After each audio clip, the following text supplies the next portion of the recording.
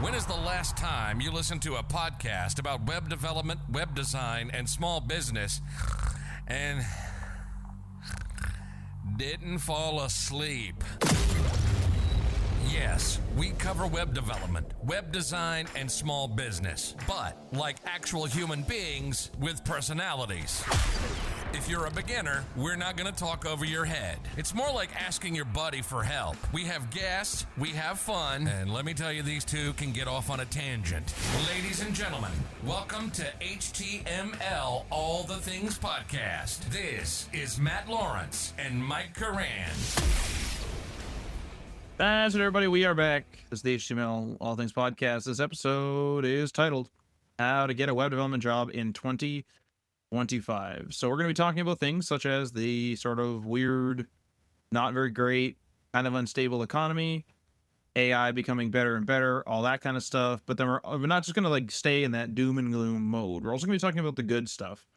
And we're going to be talking a little bit. I mean, there's a lot more than that, just this. But Mike and I were kind of talking about kind of positioning yourself in a way where you're not just sort of like applying like you would. It's not like a templated, like, I went to school, now I will apply for a FANG company. You know, kind of trying to find places where developers are needed a little bit. And there's a lot more in this episode, but it's just something that Mike and I touched on before the episode. So if this sounds interesting to you and you want to support the show, you can go and check us out on that Patreon. Leave a review or a rating on our podcast app. Join us in our Discord server. Share this with your friends. And remember, you can get up to 20% off Scrimba. You can learn to code. Now, now everything, really. Like, they have full stack courses, front end courses, the whole shebang. You can learn with their interactive media player code editor, where you can pause whatever the teacher is doing and quickly, you know, kind of break the code and mess around with it, and then continue the lesson just by clicking play right after. Go check it out. Our link, scrimba.com/links/HTML, all the things. All of the details on the discounts and all that will be on the show notes at htmlallthethings.com.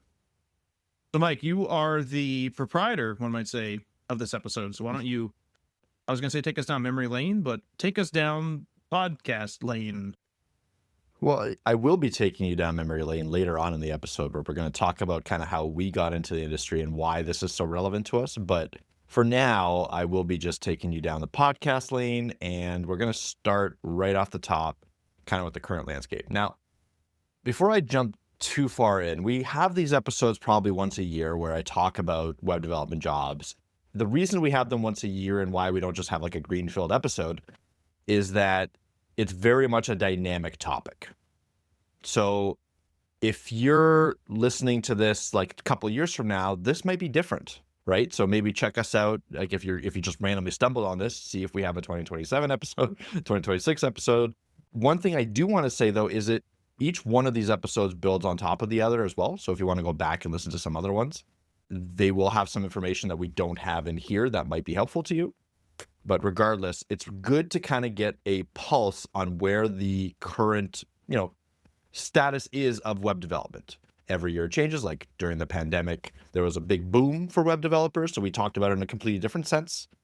And that's good for you to like keep up to date with that, because if you're trying to break into the industry, adjusting and pivoting is going to be kind of one of your superpowers, right? And being able to know where to pivot to is, I think, the key indicator and the key thing that's going to separate you from everyone else that's going to be like, okay, I'm just going to click on the, quick apply in LinkedIn and hope for the best, right? Like, because that's who you're competing against for the most part. You have people that are just mass applying to every job that they see. And a lot of times, that could, you apply to 1,000 jobs, you'll probably get something, like you might. But the reality is that that's becoming less and less likely these days. Like the companies are starting to catch on to that. They're starting to view, multiple like mass submissions as bad, and they'll just like stop even looking at for a person in that role because they just can't get through all of the submissions. So they'll start being like, does anyone know anyone? Like, I can't go through this again. Like, I can't go through all these submissions. I've had that conversation with multiple hiring managers where they posted on LinkedIn, posted on Indeed, and then they literally got 1,000, 2,000, 3,000 submissions. And they were like, we don't even look at that at that point. Like, as soon as we go past like a first 100, like that's it. Like, it's overwhelming. And then they went back internally and they talked to their own teams and they're like, can you help us? Like, just, do you have any friends and stuff like that? And that's mostly where a lot of hiring is done, honestly, these days. is those connections that you make and all that. And we'll be talking about the ways to make those connections later in the episode, but that's kind of like the setup to this, right?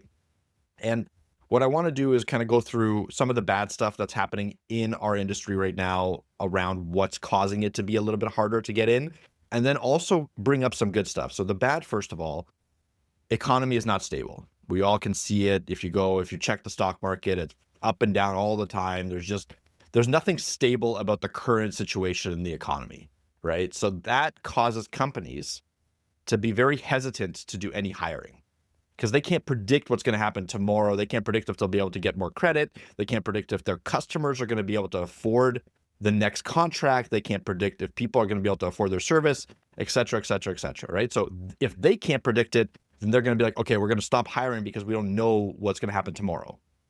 And again, all of their customers around them do the same thing. So that like it's a trickle effect on everyone. And therefore, a non-stable situation leads to very uncertain times in the job space. And that's what we're seeing now. That's probably one of the main factors that's currently happening right now as we speak in May of 2025. The next thing is AI is becoming better and better, right? So companies are starting to see that, especially non-technical people are starting to view their TikToks and be like, oh, all these people are talking about replacing developers. Why don't we just stop hiring developers? Like that's happening on some scale, not a main scale thing. It's not like a crazy thing that every company is doing, but there's some people that are getting influenced by influencers to stop hiring developers because they think AI is there to like replace them, right? Now, of my opinion, and I'll talk about this in shortly, but it's not there in any way, shape, or form. I think this is a preemptive thing. Whether it will be there in the next 3 to 5 years, that's a different conversation, but that's not what we're talking about right now.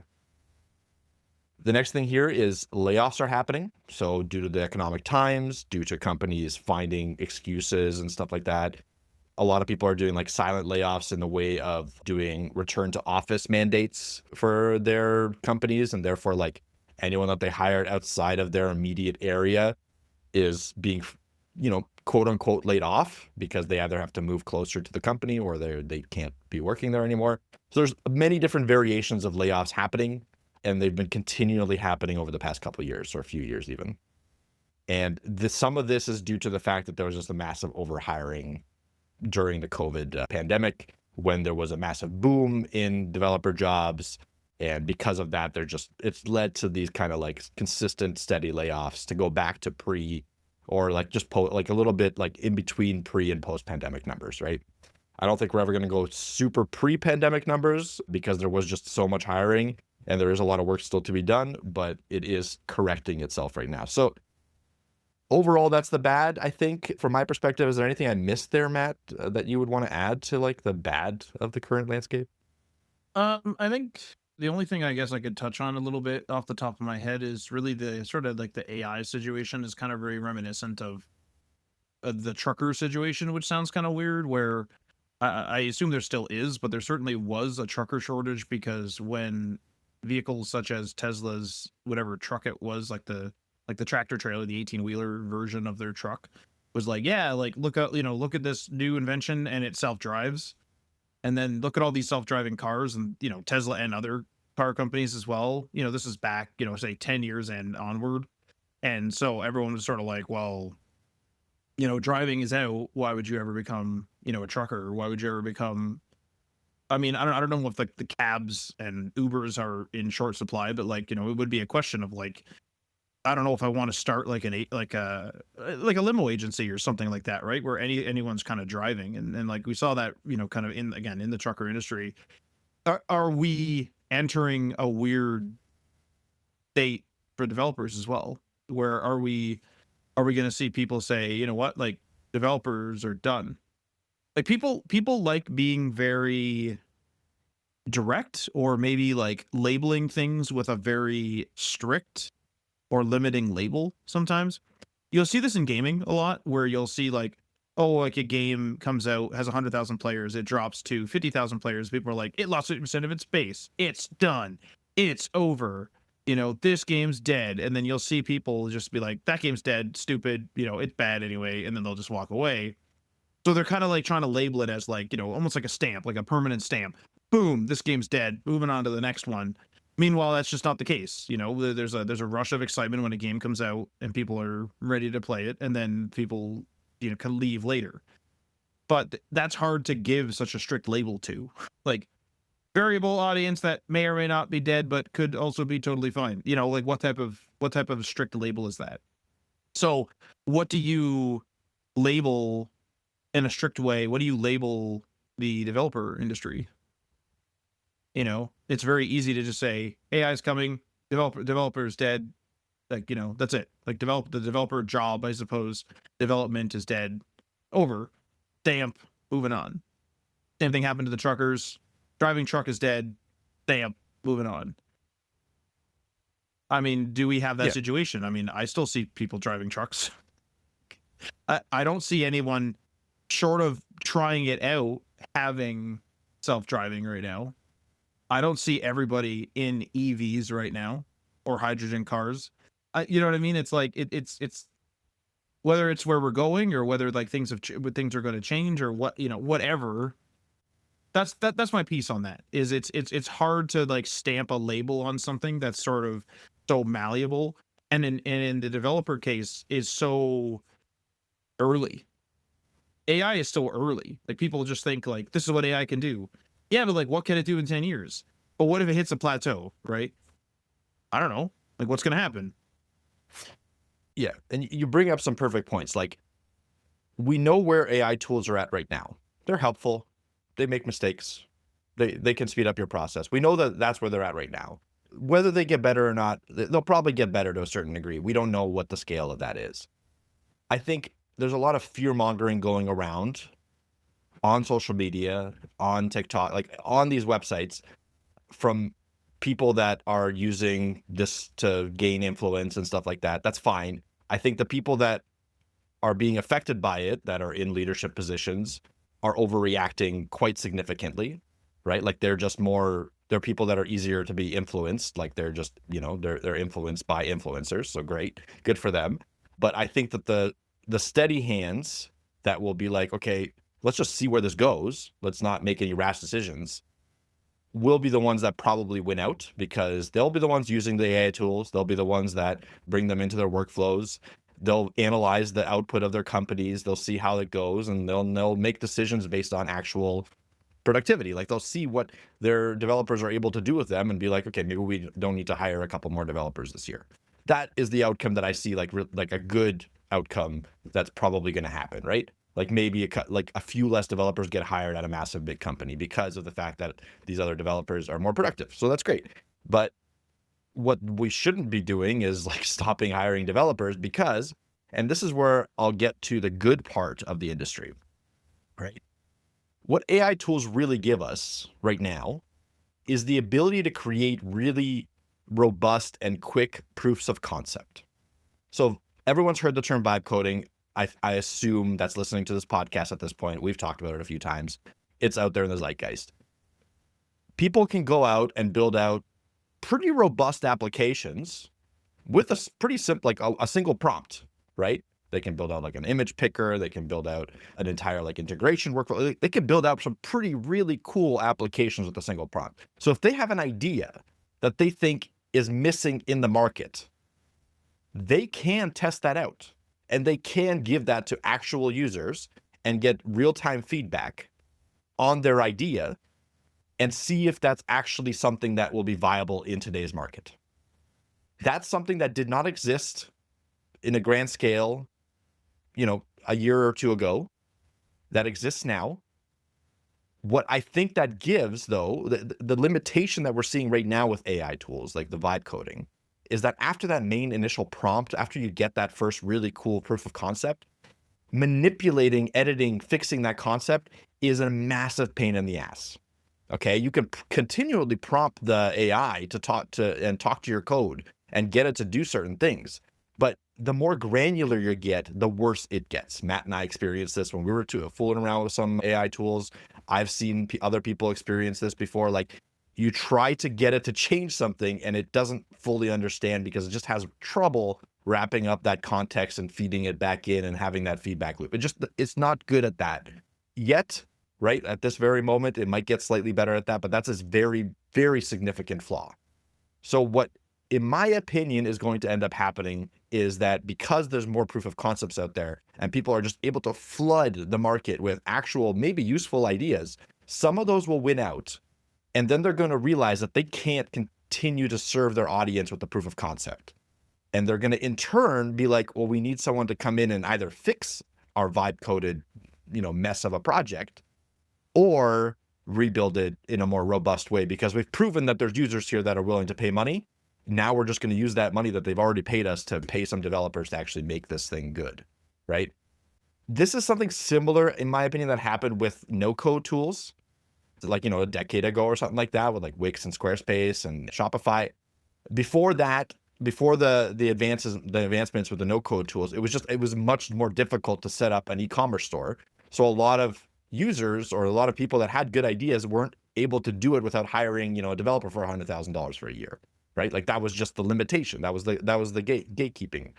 The gatekeeping was instantly removed when Shopify came around, because now you could put out a website with an e-commerce store, and now all of these websites started to come out that were really like selling really interesting things. Some of them were selling like digital tools, some of them were selling physical things. And as those proved out, they would bring on developers to help maintain their Shopify websites, because as soon as you get outside the bubble of what Shopify gives you out of the box, it becomes increasingly difficult to adjust anything, right? And it's the same thing with these proofs of concept. So that's a long-winded way for me to say that I think that at least in the short term, or short to medium term, AI might give you more opportunities to break into the industry in these kinds of ways, right? But you need to focus on that. And part of what I'm going to be telling you today is like, you might need to niche down a little bit, right? Like maybe learn how to fix these vibe coded projects. Maybe learn how to take like a really messy code base and make it better. Like, what does that entail? That's not easy. But if it's not easy, that means that not everyone's able to do it. And that's an opportunity for you to insert yourself into the industry that it could actually be a significant bump in your chances of getting a job, right? Or a contract or whatever. There is something I wanted to mention about that too, and that is that how many times, and it's really a meme at this point, that a developer will say, I just have so many side project ideas and I never execute on them, or if I do execute on them, I never finish them. But how many ideas have we had, Mike, and like I'm sure many other people, that you think it's a great idea in your head, and then you do actually spend time to get some sort of like beta version or tester version, and then you just give it to family and friends, not public at all, not built in public at all, just sort of, hey, what do you think about this? More proof of concept than anything. And then somebody finds a huge problem with it. That's actually like a legitimately huge problem with the idea. Maybe it's totally super saturated, or no one does this anymore, or, whatever the reason is. And that idea has then been completely kiboshed. I mean, like the proof of concept thing is huge, not only for people who don't know necessarily how to code, it's also huge for people that do know how to code, who maybe have 5 ideas, they can vibe code them out, and then just send them to friends and family. At the end of the day, they're not really worried about security and like the odd bug and things like that, because they're just doing a proof of concept among friends and people they know. And we did that with List by Design, which I don't think is listed anymore, but we had a Chrome extension that would allow you to like really have like a really detailed list and many lists. So you'd be, in Amazon or something, and you could make like a quick shopping list, and then you could go to like, it was any site. It was like an advanced bookmark tool, more or less. And like the idea there was like easy enough, and we were kind of convinced it'd be all right. But we sent it out to, friends and family, and we got some good feedback. It was like, hey, like, I don't know where to switch the dark mode. And it's like, well, it's there. And they're like, I don't know where it is. It's like, oh, well, clearly this is not easy to find. That's one example of many that they helped us with. Hey, I don't like the design of this, like, because we were doing material design at the time, because it was like all the rage, and like that's a good feedback, because it's like, hey, like we thought as long as you basically do the material design thing, it'll look good.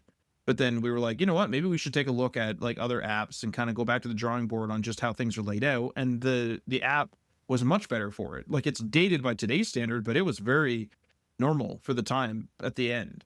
But seeing older versions of it, it looked terrible, and that's what we sent to people. And those are things where we were so in it and had worked on it for so long, having not been able to vibe code it, that we were kind of told to correct.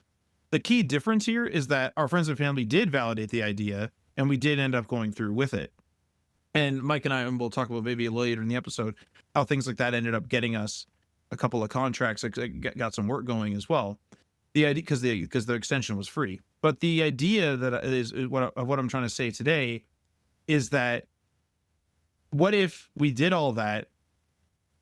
We were, super in it. We sent out the proof of concept, and someone goes, "Did you just make an extension that does exactly what this thing does that's already in the browser," or something like that? Completely invalidating the idea. Their negative feedback is completely valid, and now you're just like, uh-oh. And now you're not only are you discouraged, but you're discouraged for good reason, because you probably shouldn't continue. That's happened countless times, in entrepreneurship, and it's happened countless times to us.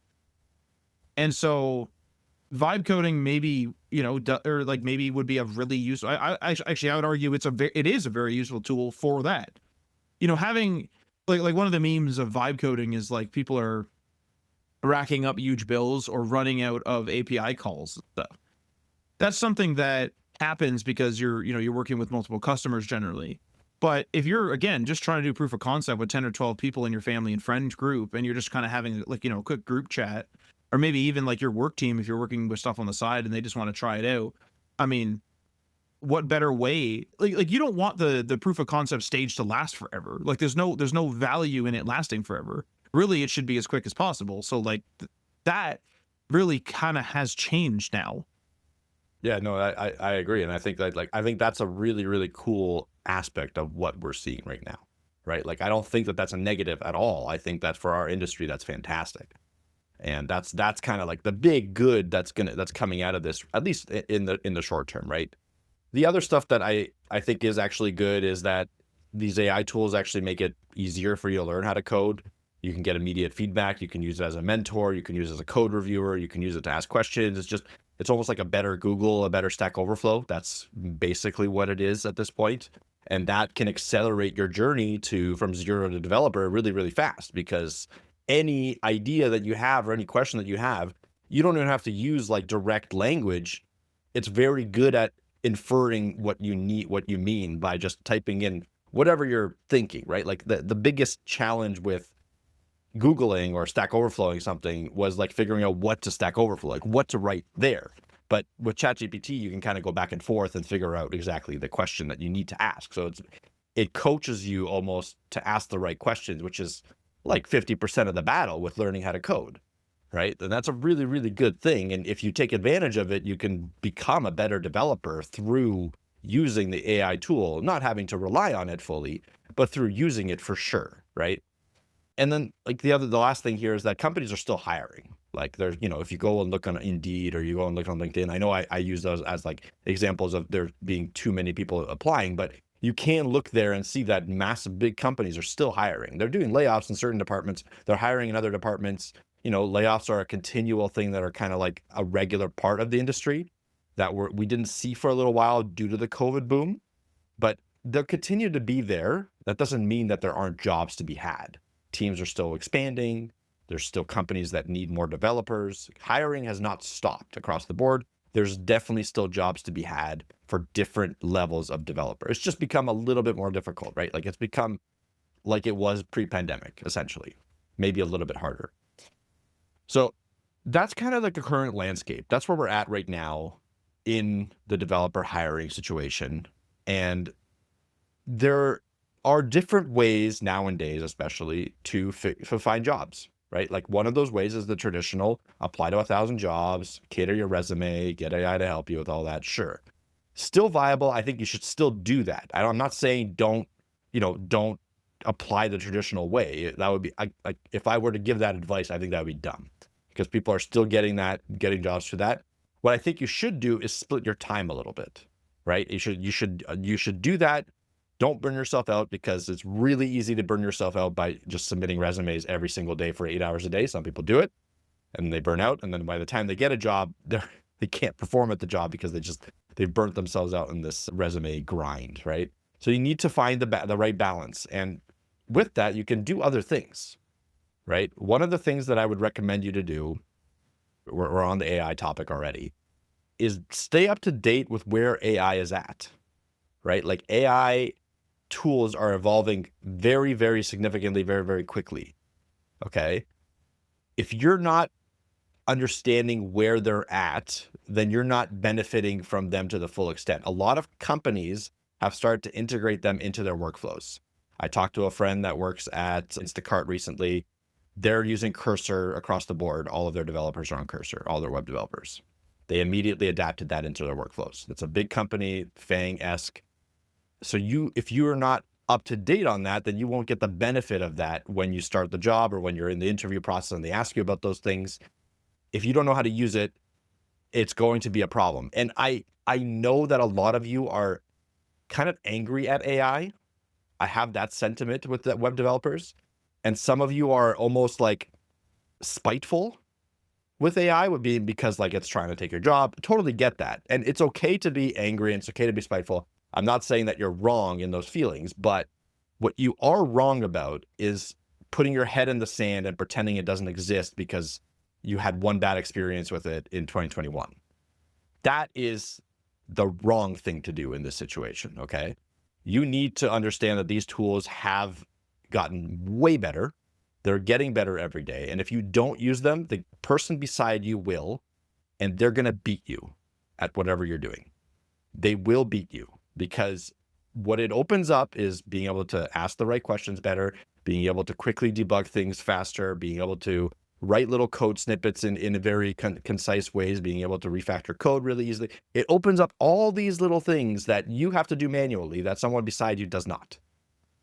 Okay, so you need to take your head out of the sand if you're in that situation. And this is like real talk, harsh, whatever you want to say it, and learn about the AI tools, use them. Don't have to rely on them, right? You don't have to vibe code. Like you're not a vibe coder. That's fine. But you need to figure out where you can put them in your workflow to make you a better developer, because that's what they can do to you. So the other thing that I would recommend you to do, and another kind of theme of this discussion, is dive deeper into some of the most popular frameworks and languages out there. Okay, so I think one of the advice I had before, maybe a couple of years ago, was be more of a generalist, understand the entire stack, be good at full stack, et cetera, et cetera. I think this advice is a little bit contradictory to that, where I think if you find the right framework, like if you look at your jobs board and everyone's looking at React, which is probably the case, becoming more of an expert in React, becoming more deep knowledge, understanding of how React works, of every little intricacy, right? Like building something complex in there, taking something, maybe looking at a really bad React code base and trying to make it better. Like there's different ways you can learn the deeper and more intricate things about React. This is just an example that will make you a more easier hire. And what I mean by that is that when you get into a position where you're like kind of like a quote unquote expert in something, let's say a company has a product out there in React, they've built it, it works, but now they're looking to take that next step. You're part of that next step. That's where you want to be. You want to be able to be probably in the start of it, but if you can be part of that next step, then you're part of the next wave of hires that company makes. And when they need to, improve the performance of their React application, when they need to make sure that security is in a good place with their React application, right? When they need to make sure that the React application is not leaking any data, right? Or not like re-rendering stuff on a consistent basis when it shouldn't be. Those are all things that you'll only understand when you start using React on a deeper level, right? Like on a surface level, you can do pretty quickly, you can ramp up in React and build a really robust application and it'll be fine for the most part. But as soon as you start getting users, all of a sudden these little things start popping up that just are inefficiencies in the application. Like you didn't, memoize this thing correctly. Like you all of a sudden have these random re-renders on this random page because you have a dependency that's nested inside of a use effect or something, whatever. Like there's so many little things in React itself that you can do wrong, but the application can still work, that knowing how to fix those things and knowing where to look can put you on a different level in terms of hiring. Okay, so this is going deeper rather than going more broad. That's one of the advice, some advice I have that is different from maybe a few years back, because this will make you stand out a little bit. Now, Matt just came back, so I'm really curious, what is the roof situation? Our roof appears to be fine, and we don't know what that noise was, which is almost scarier. worse. All right. If anything else happens, interrupt me, because I think everyone in the audience is also curious to see if your house will blow up. Well, what's a little bit scary is I was telling you, I was like, oh, like, because I'm using Windows 11. There's a little widget in the bottom left, and it was like thunderstorm watch today, and I was like, oh yeah. So I was telling you about it before, and then things started getting kind of dark here, like dark skies. So it's like, okay. And then as you were talking earlier, I think in the introduction, it was like lightning near you, and I was like, I've never seen a weather widget just say like that. I was like, is this by the minute? Like, does it know exactly where I'm at? It's like lightning near you. Trees may fall on your head. You know, like what's going to happen? I don't know why it gave me such a very specific update, but anyway. I mean, that's a cool feature. Like if it knows where lightning strikes, like seems a little bit granular for a GPS system to know, but I mean, I'm all for it. Jeez. Okay, so next thing here I have is network. Now, this hasn't really changed over the past several years that I've had this kind of podcast episode. It's really, really important. I mentioned this earlier in the episode, where a lot of hiring is done with internal recommendations. Okay, so it's super important to be out there and be connected to the industry in some way, shape, or form, whether that be social media, whether that be local meetups, conferences, open source, writing blog posts, talking to other people inside their blog posts, like be the reply guy on social media, right? Like just go and start replying to everyone's posts, try to interject your own valuable opinions, right? Try to build a rapport, like try to build actual relationships. Don't do it on a surface level. Go deep. Again, like I said before with the code, go deep with the personal relationships. Try to help people in any way, shape, or form you can. Try to provide advice. Try to provide any, reaction. Try to be funny. Like, it doesn't matter who you like. Some people aren't funny, but they can provide good advice. Some people are funny, but they can't provide good advice. Follow whatever you're good at, but break into the industry in that way, shape, or form too. Like, if you're looking for a job, or if you're at a job and you're looking for a different job, just like this is one of the top priorities for you, is to find that group of people that you can rely on, to bounce ideas off of, and to have trust in, right? Like if you have 5-6 people, it doesn't have to be like a mass social media thing. If you find 5, 6, 10 people that you can talk to on a daily basis about this stuff, that all have jobs, they're all in the industry, and you all trust each other, when one of you loses a job, there's a good chance that the other people can help, whether it be at their own companies or finding other people that they have, like, the spider web of connection that is generated from that. Like, that should be your goal, is to get into this internal group of people that is willing to have each other's backs because they trust each other, not because like you're just a surface level person and they don't know you. Like, you need to know these people. You need to become friends to a certain degree. And it's not easy. It's not something that can happen overnight. You have to put effort into it, and there's different avenues you can go down. But this is a really, really key thing that can definitely help you break into the industry, and not only break in, but stay in. Because again, layoffs are going to happen, right? Like, I think I hesitate to say this because some people are still going to get those jobs that like last for 20 years. But the reality is that those are becoming fewer and farther between, right? Like those 20-year, 30-year jobs where you get to a job and you stay there for 30 years and the company, believes in you and like is willing to invest in you. Like, they're still out there. I'm not saying they're not. You can absolutely find them, but it's becoming harder to find and harder to trust. And so like having a way to, move on from a company if they do lay you off or fire you or whatever is really, really important in my opinion. And you can do that just by kind of existing in the industry as well, like existing and like we'll mention local meetups and conferences and that type of thing. It's not that you need to min-max this. I think that some people are gonna treat every professional relationship they have as like, is this person going to be valuable to me in the case that I get laid off and, I need to contact them and this and that. I don't think it's that. I feel like the best, like, and this is just my opinion, but I feel like the best way to handle this is just to be more organic. Like, Yes. what's weird though, is like, what I want to say is, you know how like I've kind of had that mentality of like, some people aren't developers when they're not developers. What I mean by that is like, when they're not at work, they're not a developer anymore. They're like a person that's Mhm. doing something else. This kind of like talks against that, or like kind of goes against that, I guess, where it, if you really think about it, like think about people who are like really into their industry.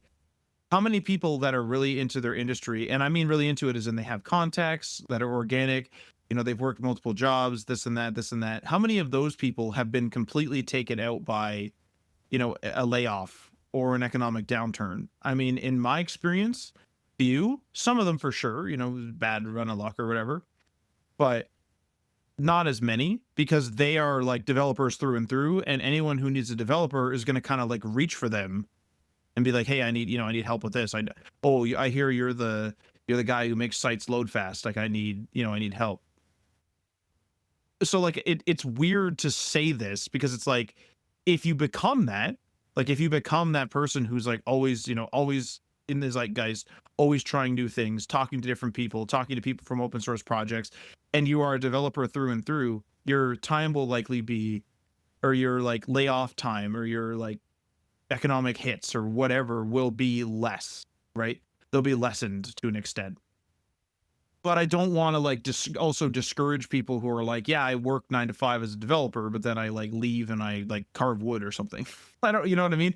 I don't know how to like, I don't know what the happy medium is, but I mean, off the top of my head, like the happy medium would be just maybe just don't be as hidden in your cubicle at work, if that's the case. Or if you're working remotely, kind of like do know a little bit about the industry and like try to like, see what's up kind of thing. And things like that, I guess, is my point. Like there's a way to be at work. Like, so actually I'll give an example. So I used to work at a co-op, and I used to work in an office job, like, but specifically like in a cubicle in this particular case. So my first term, which was 4 months, I was like running around the company, kind of meeting people, doing things, because I was repairing computers across the company. My second job was very like network. So I was in data network operations. And so I was just like at a desk, remoting into servers and routers and switches and things and fixing them.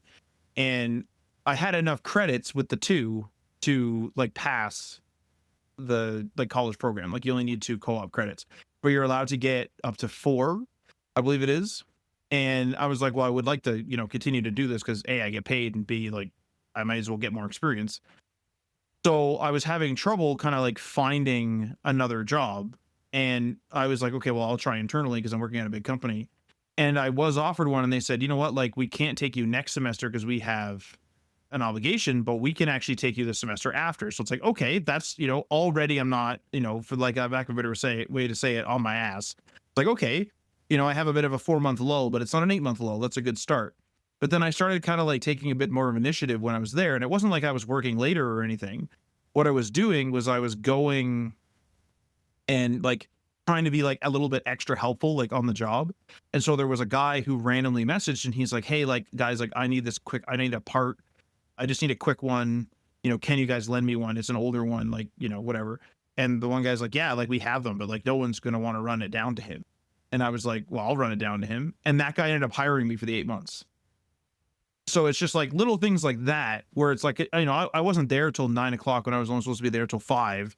I wasn't like really like kind of, really working overtime and basically killing myself at work trying to like, build these organic, or I guess really inorganic if you're forcing it, relationships. It really is just sort of like, I was still able to leave my job at 5 and still be, just, Matt, the student, I guess at the time. But at the same time, I was still able to say, you know what, in my daily job, if somebody's like, hey, do you want to do this training course? It's with a couple other teams or something like that. That's a time to be like, yeah, you know what, I will try that, because A, it's within working hours. B, I'm going to learn something, and C, I'm going to meet some new people, and it's all just internally. So I know like this has been a bit of word soup, because I don't really know how to word it the greatest. but hopefully like my point is getting across. Yeah, I think there is a little bit of a difference too, depending on where you're at in your career. Like sometimes you might have to put in a little bit more extra work than you would as you're like maintaining relationships, right? Like maybe initially, if you're at 0, you might have to like, sacrifice a little bit of your own time to do this kind of thing. Like you might have to do those sacrifices, especially in the industry we're in right now and the market conditions. If you want to get in, there's probably going to be some sacrifices that have to be made. Now, as you're in the industry, that's where Matt's point comes in really handy, is like, you don't need to spend every second of your day being this like only web developer guy. Like you can go home and do your thing, but having it in the back of your mind to be extra friendly and like just putting in a little bit of extra work here and there and like trying to find like a conference to go to every once in a while, like just go a little bit out of your way to maintain connections, to make sure that you're helping people, to make sure that you're putting yourself in a situation that if you lose your job tomorrow, you have options. You're not like, you weren't in the cubicle not talking to anyone the entire time, like you thinking that you're going to have a job for the rest of your life. Like that's the mentality that we have to kind of move away from and move towards. Like we need to fight for ourselves to remain in a job. I know it sounds a little bit like maybe bad or scary or whatever. It sounds unfair. But for them, yeah, maybe unfair. Yeah, unfair is a good word for it. It sounds unfair, but the reality is that this is happening to every industry. Yeah. Like this isn't unique to us web developers. This is happening to the financial industry. This is going to happen to like teaching. This is happening everywhere, right? Like you need to understand that like if you want to remain in work, you need to put effort into it, and you can't just give your minimum and then just go home every day and that's it. You need to have a little bit of extra. You need to be willing to put that little bit of extra in. And again, as you get into more of a rhythm, you can take steps back. You obviously don't have to like go crazy, but this is the reality that we're in. And I'm just trying to say it.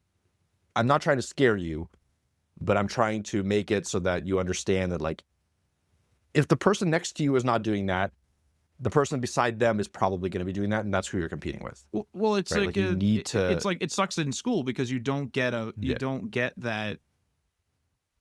At least when we were in school, it was very much like, go to school here and get decent grades, and then you will get a job. Yeah, that's what makes it seem becoming unfair. less of the right, case. because it's less of the case. And I don't know whether they teach this now, but like whether they teach people to like kind of like market themselves and do things like that. I feel like they don't. And I feel like a lot of people, like at least I know a bunch of people who have a degree or have a diploma, and they like kind of applied to a few places and were like, well, I never got a job, so I guess I'll just join like some random dead end job. And then that's it. That's what they do now. And I'm like, you technically have all these expertise and all this training. Like, why didn't you continue? And it's like, well, they're not hiring. And like, just wasn't for me, I guess. So they like went into the lowest hanging fruit, because like, that's kind of what we were taught in school, where it was just sort of like, yeah, just apply around and then that's it. Yeah, absolutely. Absolutely. And it's unfortunate, but that's the reality right now. Speaking of school, though, one thing, if you are still in school right now, right? Like if you're in high school, not so much important, but if you're in university for computer science, web development, college, there's plenty of programs that are centered around our industry. My very like top advice for you, it's not about the program itself. It's not about like the stuff that you learn. You'll learn that stuff. It's good. Learn it. What you want to be is networking as much as possible inside the school. Because similar to what I was saying before, the group of 10 people that you can surround yourself with, if you can do that in school, then you're already a step ahead. And it's much easier to do that in school because you're all doing the same exact goddamn thing. And your goals are all the exact same, right? So if you're all single-minded that like, hey, you all want to be really good programmers, you all want to get jobs in the industry, find those people, be helpful to those people, be the one that like takes initiative in your group projects, and be the one that people rely on, right, in the group projects. Because what's going to happen inevitably is that some of those people are going to get jobs, and some of those people are going to get asked, do you know anyone else that we can hire? And why wouldn't they go to the person that literally helped them in their class to hire the next person? Because they know that you can do this stuff, right? They're gonna suggest you. And I've seen it happen time and time again. And one of the things I did in school was really that, like Matt and I met in school, and that's how we relied on each other on a bunch of projects. We were partners in certain things, and that's why we decided to go into business together, because we established that relationship. I had school before I met Matt where I did kind of put my head down and I was just kind of like on my own little bubble, and I just got nothing out of it. You go to class, you learn things, but I just without that group of people around you, that was what I needed to drive me to the next stage. And that's what we did. We just got together and did that. And then when I went to university, it was the same thing. I got together with a bunch of people and we drove through, and now we have, relationships that we can rely on, move past that point and help each other out. So if you're in school, that's my suggestion. If you're going to school, double down on that suggestion as well. Really take advantage of your time there to establish those people around you that could help you further in life, right? I know it sounds a little bit transactional when I say it like that. It really is you're trying to find a friend group. That really is what it is, right? But in the back of your mind, if you're surrounded by people that are not going to get jobs, that's maybe an indicator for you to be okay, I need to find people that are maybe on my level or above me. Ideally, you would be in a group of people that have a mixed amount of skills around, some people are better at marketing, some people are better at code. That's the situation you want to be in. The next thing here is, and I've said this before in other podcasts and other podcast versions of this, really is building something, right? If you're going to be applying as a fresh grad, having a portfolio is really, really key. And these days, having a portfolio of just sample projects and to-do applications is probably not going to be enough. I think you do need to think a little bit outside the box, build something that you can be proud of, build something that is useful to you. It doesn't not have to be a mass appeal thing. Build something a little bit outside the box. It doesn't have to be completely outside the box. It can still be a productivity application, for example. But a simple to-do app that you just cloned from a example project is not going to do it. So have a portfolio. If you don't have work experience, that's for sure a must. And make sure that you really invest the time into making something that's useful, productionize it as much as possible, deploy it. And the big thing that'll give you is obviously something to put on your resume, but also during the interview, a lot of times, this is how I interview people. I'll literally, instead of asking them to code something, I'll ask them to bring a project that they're proud of, and we'll go through the project together in the interview. And I'll ask them certain decisions, why they made certain decisions, right? And I'll ask them to explain some of the code that they wrote. So it's it's a comfort thing. They wrote it, so they should be comfortable talking about it. And the passion that comes through in that conversation really is a big indicator for me. It's they wrote this, they're happy with it. This is the decisions they make. Those are really good indicators for me to know how comfortable they are in whatever stack that I'm currently interviewing for, right? And I know a lot of other industries, a lot of other companies are starting to do that kind of interview process. And just in general, when you're in maybe one of the initial interviews, talking about something that you've built with a little bit of passion is going to get you a little bit further than someone that's not going to do that. What's kind of interesting about the To-Do app is I still think the To-Do app's a good tool to learn. It would almost be my first app in a way. The thing is, though, is it's interesting that we kind of talked about how school, at least when we were there, was just sort of just get your diploma and then go apply and get a job. And that just becomes kind of the templated path. Kind of interesting that everything kind of becomes a templated path, it almost seems. It's sort of everyone's hey, you need portfolios. Everyone, let's all do to-do apps. And then that becomes the templated portfolio thing. It's pretty interesting. And this episode is almost about breaking out of that template. Right? If you're the one that breaks out of that template, you're all of a sudden putting yourself ahead of the people that are stuck to every template that we have. And these templates, like you said, they're arbitrary. There's no defined templates that we're talking about here, right? This portfolio thing isn't really taught. Maybe it's taught nowadays, but it wasn't really taught when we were going through school. This is something we just have to figure out. But it might not be taught. You might not hear about it, but it's a requirement now, and it's a template. But if you think outside of that template a little bit, okay, now I'm not going to make a to-do app for this template. What I'm going to do is I'm going to create an application that maybe ties into AI in some sort of way and does some other thing. It doesn't have to be some unique unicorn application. It could just be something a little bit different that really works for your workflow, right? Just like slight variations on things. And that will be enough for you to talk about it passionately because you've used it. That'll be, you could give it to your friends. They've used it. You could talk about that experience of being like, okay, I got that feedback from my friends. I have to fix it. All that stuff is gold. Whereas if you, again, stick to whatever example projects come out of the courses that you take or boot camps that you take, it's just, there's not a lot to talk about in those projects anymore. Like everyone just knows about them. They've seen those courses a million times. There's nothing interesting to say. Like you can clone that in a second. So like you need to think a little bit outside the box. You need to think outside these templates up to a certain degree to put yourself in a better position to get a job in web development in 2025. Okay. And one of the main things, and kind of almost like the inspiration, the point of this episode really, is this segment right here, which is niching down.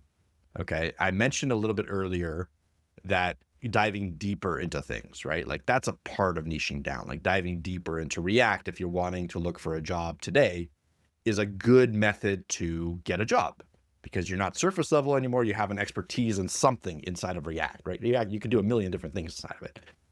There's different ways you can niche down as well, though, outside of just like, hey, let's look at a framework and niche down.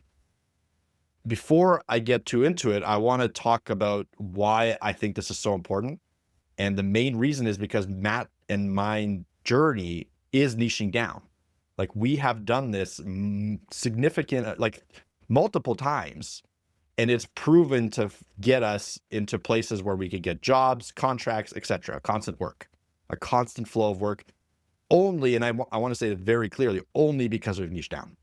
If we did not do this, I think we would have bounced out. We would have gotten regular jobs, maybe not even in our industry, honestly, and just went on with our lives. But because we decided to go outside the box a little bit, it made it easier for us to break into different parts of the industry.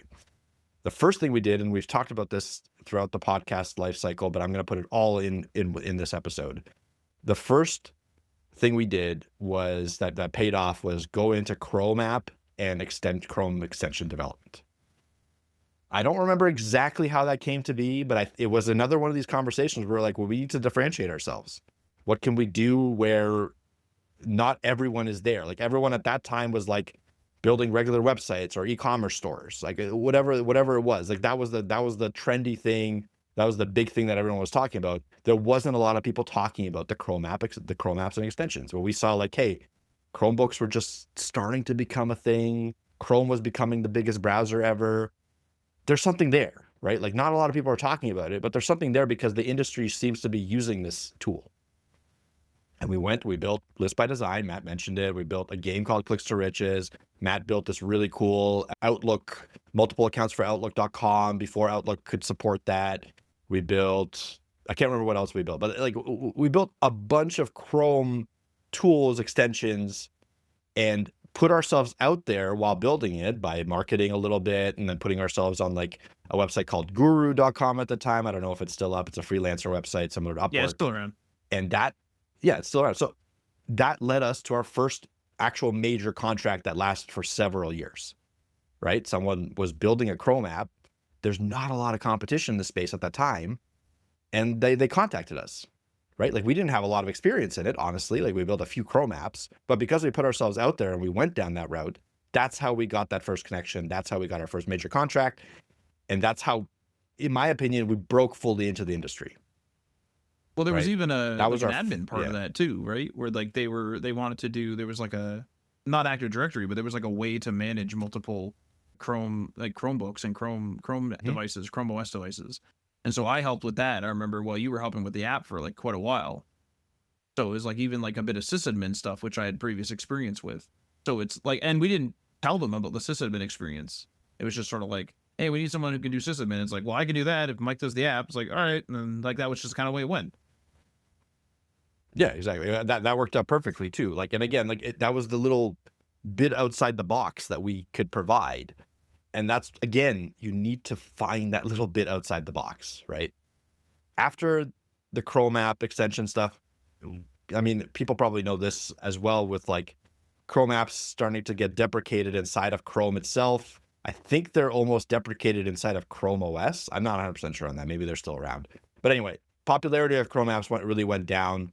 We pivoted to like cross-platform development during that contract, got pretty good at like Cordova, Apache Cordova at the time. That was another niche that I think was really important for us, that it got us to maintain a contract, right? That was the next kind of niche that we jumped on. The niche after that contract dried up, and again, like we've had to pivot many, many times, is learning Web3, right? Like I knew web development. Web3 was like a craze in 2021. I want to say the first like big craze for me that I stepped into. And I just learned very surface level stuff with the Solana blockchain about how to interface like a website with the Solana blockchain using a wallet connection. Really like not overly complex initially, right? I put myself out there. I talked about it again on different socials, talked about it with friends, and that led to the next major contract. Honestly, led to two major contracts, one that I'm working on right now. And that, again, was another one of those situations where Matt and I sat down and we're just like, we need to pivot. Like, we need to figure out what's next. Like, we did Chrome app extensions. There's not a lot of work there. We did cross-platform development. Still probably some work there. That was still pretty relevant at the time, but like there's something else that we need to do. That was the next decision that was made. And we went down that route. Again, led us to two major contracts. That wasn't in the zeitgeist at the time, really. Like it was just starting to like appear in different pockets of the internet, but it was not in the zeitgeist, in the developer, especially the web developer zeitgeist, right? The other thing that we did, that Matt did right away, was for whatever reason, and again, I can't remember the exact conversations because they happened so long ago, but it seems to be a trend with us where like Webflow came around, and I think within the first 6 months of its existence, Matt was already building in it and learning it and becoming better at it. And that decision led to a ton of different contracts, right? Like we were ahead of the curve on the Webflow side of things because we bet on that tool. Matt vetted it, decided it was good. And now look at it. Like it's a massive tool with infinite possibilities, essentially. Like you can do anything in there. You can, it has an AI creator now. Like there's just like a million different things you can do with it. It has its, negatives and positives, whatever, just like any tool. But that was a good bet too, right? So we made those bets. Now we've made bad bets as well, right? Like I can't think of exactly one off the top of my head, but we made some pretty bad bets. I'm 100% sure that kind of slipped by because we learned it. Nothing came of it. But the point is you have to kind of make those bets from a logical perspective.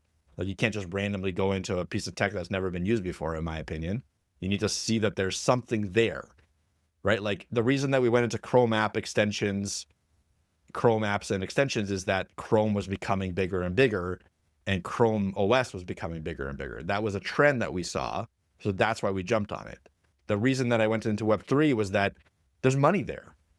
And I know that when their financial system is involved, there's money that's going to continue to flow in. And it's just that, there's something there, right? Like it's growing, prices are growing, people are using it, has a bunch of scams. Yes, but there's money there, right? Like there's actual real life money inside of these systems. So therefore people are going to want to pay money to make better systems, right? Logical, not a guarantee, but logical. And Webflow is the same thing, a better editor for websites that more translates more directly to actual web development, right? Like that was the main reason that we liked it initially, right, Matt? Well, I know the exact story. So like this is gonna sound weird, but we went to go work for a guy and he wanted us, like he had this huge project lined up, but he was still figuring out all the branding and all the rest of it. So he's like, why don't you guys build me a couple landing pages and then we'll get those up, kind of get Google, warmed up a little bit to the domain, which was rather easy at the time. They're more easy than it is now, I suppose. And he's like, we'll get that. And he's like, then we'll like look at, tech we want to use and all that, determine a content plan. Like this was a huge, huge project. So like, obviously like coming off the heels of the Chrome app extensions and stuff like that. And I think I had like spun up like HTML the things while you were doing the Web3 stuff. I was like, yeah, okay. Like, I'll do this.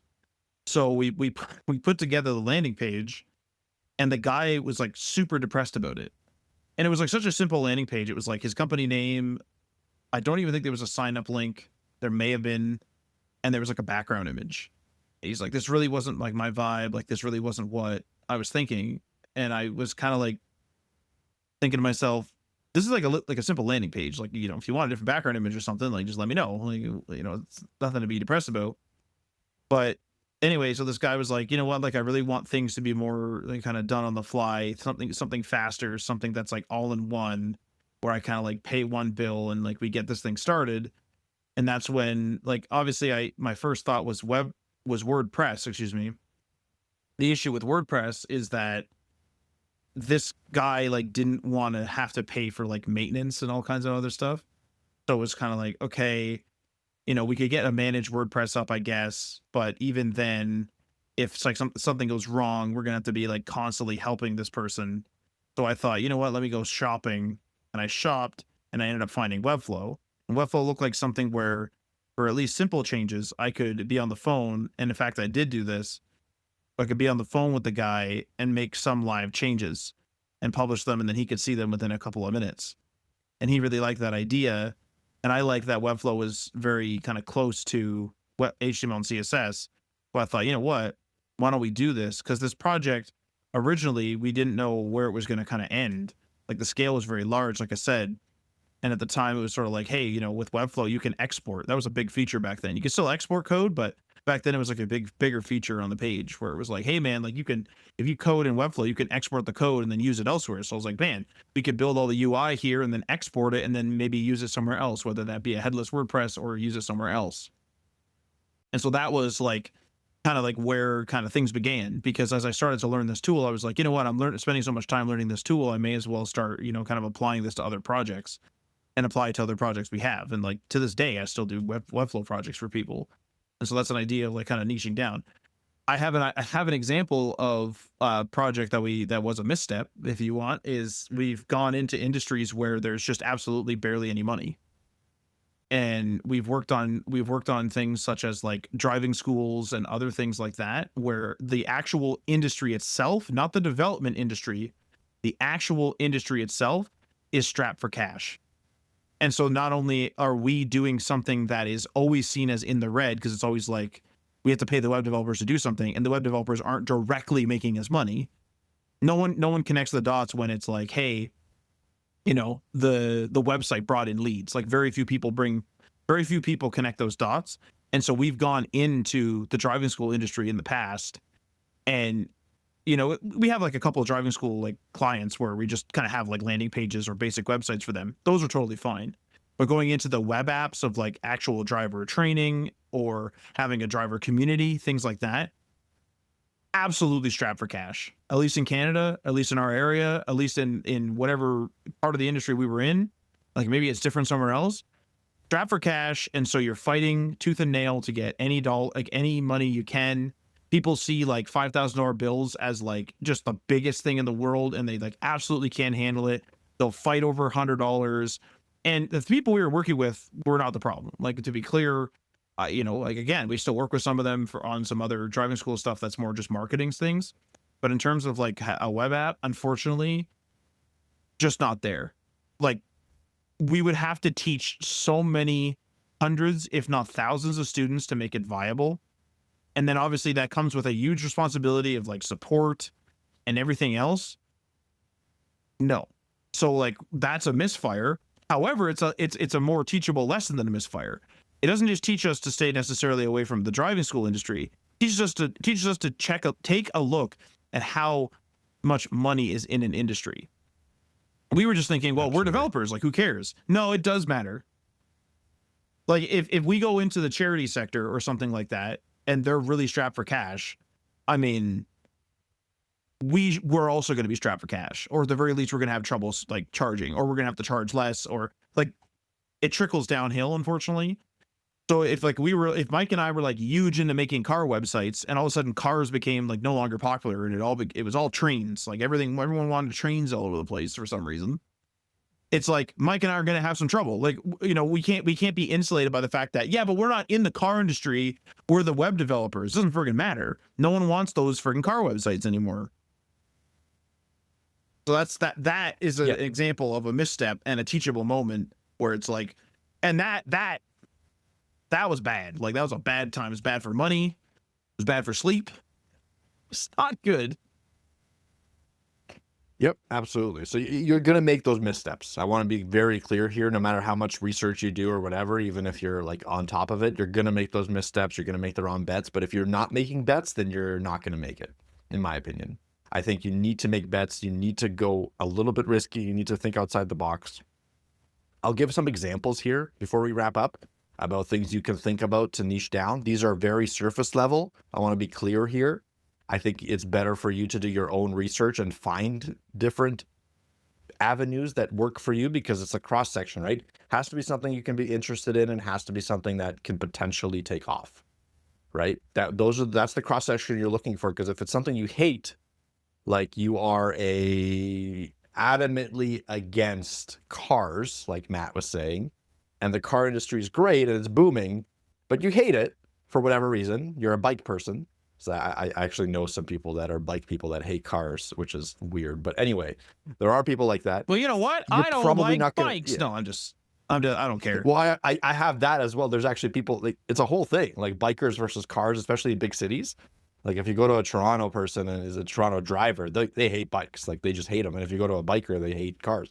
Anyway, So now hang on. So where does the pedalable, anyway, the pedal equipped Amazon truck thing stand? Oh, I have no idea. I know e-bike. I know everyone, including bikers themselves, hate e-bikes. The thing that I'm thinking of, well, to be fair, not bikers as in motorcyclists. Like we're talking like bicyclists, right? Correct.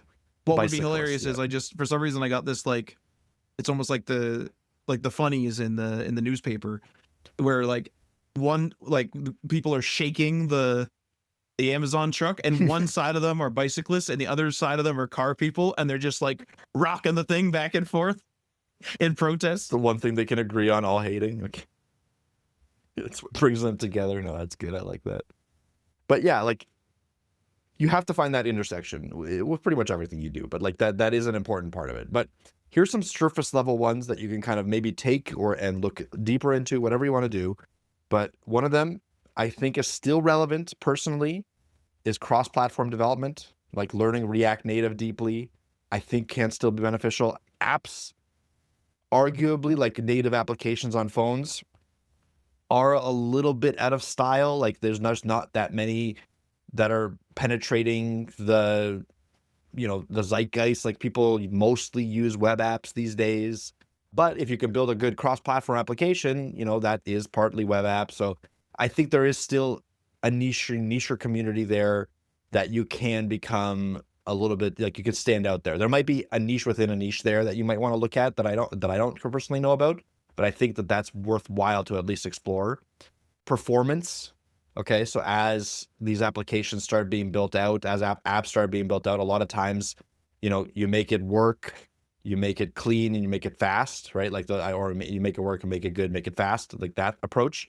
You're part of being in that, like, different waves of hiring.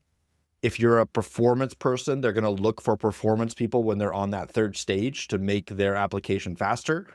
And that is something that can stand out. Like they're not going to hire a generalist full stack web developer to make their app faster. They're going to be looking directly at performance people, and you can be in different niches inside of performance, like making your website fast, making a web app fast, React performance for certain applications, whatever. There's different niches inside of performance to look at. And I think that there's a lot there to talk about and do. Security is another one. I think this one is going to become bigger and bigger and bigger, honestly, as all of these vibe coded applications start being created, because all of the security aspects of like an application are going to become more important, with maybe more legislation, with people just being fed up with their data being lost. At some point, that's probably going to happen, although hasn't happened yet, a little bit of a concern. But regardless, being inside the security niche, there's money in security, in web security, in different types like bank security, whatever, financial security. There's money in security for sure. There's definitely like a ton of different niches inside of security that you can look at as well. This one, kind of biased towards this one because this is the one I'm in right now, but Web3, right? I said there's money in Web3. What I mean by that is there's literal cash, literal money flowing through the systems that are built around Web3, right? Like it's mostly right now a financial product that's meant to replace traditional financial systems. which are, trillions of dollars, the traditional ones, and then like Web3 is meant to replace them. Therefore, there's actual money flowing through all these different blockchains, and with actual money comes the need for developers to create better products to capture portions of that money, right? So in my opinion, there's still a shortage of Web3 web developers out there. I think if you learn that intersection a little bit and be active in the community, there's definitely some work to be had. This is a little bit of a self-plug because I work for this company, but Cypher and Updraft just released a full stack Web3 course that essentially teaches you all the way from HTML, JavaScript, and CSS to a Next.js application that's interfacing with like your own custom indexer, which is like a little intermediary cache server, as well as any sort of wallet connections that you need. Essentially, if you take the course, you'll probably understand the cusp of what you'll need to know to be a full stack Web3 developer, right? So I'll have a link in the show notes to that course. Again, a little bit of a self plug there because I helped a little bit in the vetting of that course, and the company that I'm working for is the one that put it out. But regardless, it is an industry that still, I think, has capacity to accept more developers, which is why I mentioned it. The next thing here, AI integrations. So we know AI is taking off. We know that people will be integrating AI into all of their applications. Learning how to do that will give you an edge to be hired as someone that integrates AI into applications. This one's really simple. This one, I think, if you're listening to this today, like as we release this episode, is very relevant. There's plenty of people trying to do this. There's plenty of people in it, but it's not flooded yet from a web development perspective, right? I don't think it's flooded yet. I think it's in the same stage that I jumped into Web3 with. I think it's the same stage that we jumped into Chrome app extension with. There's still space to grow in that industry. And a lot of web developers, like I mentioned before, are kind of putting their head in the sand to their own detriment. And if you are not someone like that, you can benefit from their mistake. Couple other ones here, fixing vibe coded code bases. I mentioned that being kind of like a positive thing earlier on. If you learn how to fix them, or if you learn how to recreate them really quickly in a better way, whatever in that space, I feel like there's going to be all these random freelance contracts out there for people like, hey, I need to fix X, Y, and Z inside my vibe coded proof of concept. If you're targeting that keyword and marketing, if you're talking to people that are vibe coding and interjecting yourself in that situation, I think that that's a place you could fit in as a freelancer for now and potentially be more of a full-time employee. The last one here I have is CRM integrations. This one I think always is required and is super boring, but stuff like HubSpot, companies need to integrate that all the time, and that requires a lot of custom coding, believe it or not, if you want to integrate it deeply into your systems. If you're good at that stuff and you market yourself good, I feel like that's a never-ending source of income, honestly, whether it be freelancing or being being hired onto a company. I actually know somebody who went from web development, well, originally IT, went into web development, then went like fully into automation stuff, and I guess like workflow automation, that kind of deal. And because obviously they had some programming experience, CRM integrations were part of that, and that was like a huge thing. And like he was like kind of toting some numbers of, I think he had a construction company he worked with, and I mean this is years ago, so don't quote me on this, but it was something like it used to take something like 6 hours to do a proposal. He got it down to 1 hour for them.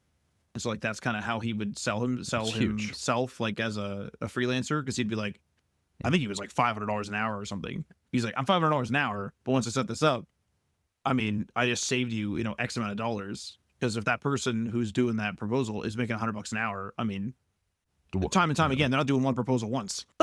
So like this is a huge thing. And it's also training your people too, because once they get used to using tools and things like that, having a better workflow, even if something, kind of goes awry, they're still used to having a better workflow.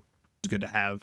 And then they'll ask good questions too, like, hey, we'd like to upgrade our workflow to have this and this. Those are good questions, rather than just be like, man, let's have like 18,000 different web apps and they're all disconnected and nothing's automated and all the rest of it. So like CRM integrations is something that's definitely CRM integrations, and also just understanding like workflow and like automation stuff is huge, because saving people time is money. And again, that's a very niche thing. When you think about what development as a whole, development's just sort of very much like, go work at a tech company after going to school. Well, I mean, CRM stuff does not sound like it's going to be development, but it totally is. absolutely is. Absolutely. Yep. Absolutely. But yeah, I think that's it on my end.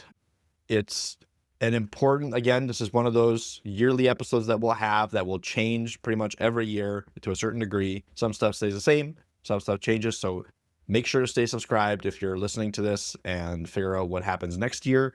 If you haven't yet, you can listen to our older episodes about this. We'll try to find some and link them in the show notes. But yeah, that's the way to get a job in web development in 2025.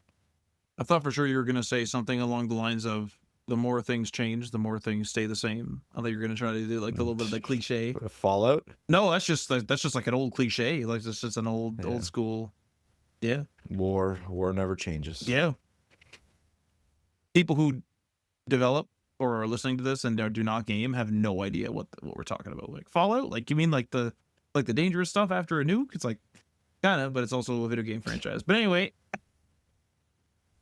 yeah, so that concludes this episode. Remember that if you want to support episodes like this, you can do so on Patreon. That is patreon.com/html, all the things. And many thanks to our $3 tier patrons, Tim from the Webhacker, thewebhacker.com, Jason from Geek Life Radio via geekliferadio.com, Garrett Segal, Level Up Financial Planning via www.levelupfinancialplanning.com, Magnus from YesWeb via yesweb.se, and Taxify from the HTML All the Things Discord server, and Stacy Mosteller from the website swoonworthydesigns.com. I'd also like to give a shout out to Michael Laraka, a contributing author on htmlallthethings.com. Michael is the author of Self-Taught the X Generation blog at selftaughttxg.com. Feel free to leave a comment or review on the platform that you are listening to this on, and this outro. Sign us off. You've been listening to HTML All the Things podcast. Web development, web design, and small business. We hope you've gotten some useful and practical information from this show. And we hope you appreciate that we talk to you like human beings. And we hope you had some fun. We'll be back soon. But in the meantime, hit us up on social media. On Facebook, Instagram, and Patreon at HTML All the Things. And on Twitter at HTML Everything. Until next time, this is HTML All the Things, signing off.